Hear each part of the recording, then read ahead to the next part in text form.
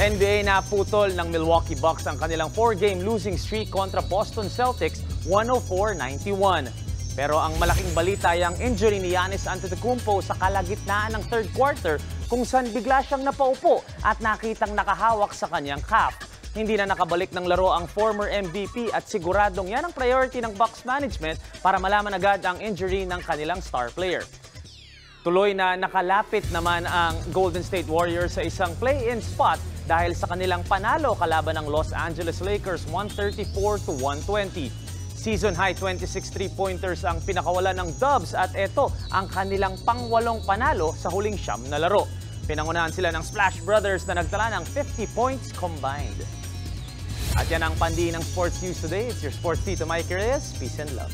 What's up mga kapatid? It's your Sports Tito Mike Reyes. Huwag magpahuli sa mga umaaksyong bakbakan at harapan sa loob at labas ng bansa. Para sa mga pandi ng Sports News, mag-follow at mag-subscribe sa social media pages ng News 5. Peace and love.